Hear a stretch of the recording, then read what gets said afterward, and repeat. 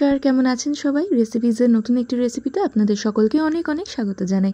প্রথমে একটা fry pan গরম করে তাতে সর্ষের তেল গরম করে নিচ্ছি। তারপর বাটা মাছে ভালো করে নুন হলুদ মাখিয়ে কিছুক্ষণ রেখে দেবো।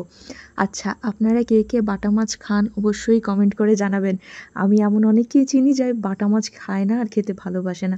আমি তো ভীষণই ভালোবাসি। আপনারা যদি খান আর এই রেসিপিটা দেখবেন, দেখে ট্রাই করবেন। খুব সাধারণ রেসিপি, আপনারা হয়তো অনেকেই জানেন, তবু আপনাদের সাথে একটু ভাগ করে নেওয়া। তারপরে মাছগুলো আমি এক এক করে সবগুলো দিয়ে ভেজে নিচ্ছি। বাটা মাছের একটা প্লাস পয়েন্ট কী বলুন তো, চট করে মাছ কিন্তু ভেঙে যায় না। আপনি খুব সুন্দর করে আস্তে সুস্তে রান্না করুন বা তাড়াহুড়ো করে করুন, মাছটা যদি ভালো থাকে আর একটু বেশিক্ষণ যদি নুন হলুদ মাখিয়ে রাখা যায়, আর তাতে কিন্তু মাছ একেবারেই ভেঙে যায় না। আর তেল খুব ভালো করে গরম হয়ে গিয়ে একদম মিডিয়াম ফ্লেমে রেখে মাছগুলো দিয়ে দেবেন, দিয়ে ভালো করে ভাজবেন। খুব সুন্দর ভাজা হয়ে যাবে। এখানে মাছগুলো আমার খুব সুন্দর করে ভাজা হয়ে গেছে। এবার এক এক করে সবকটা মাছ আমি তুলে নিচ্ছি। সবকটা মাছ তুলে আমি একটা থালায় রেখে দিচ্ছি। তারপর এবার যে তেলটা বেঁচেছিল তাতে আমি বেগুনগুলো একটু এদিক ওদিক করে এপাশ ওপাশ করে ভালো করে নুন হলুদ মাখিয়ে ভেজে তুলে নিচ্ছি। একদম কড়া করে ডিপ ফ্রাই এটা আমি করিনি, আমি হালকা দুদিক দিয়ে হালকা হালকা করে ভেজে নিয়েছি।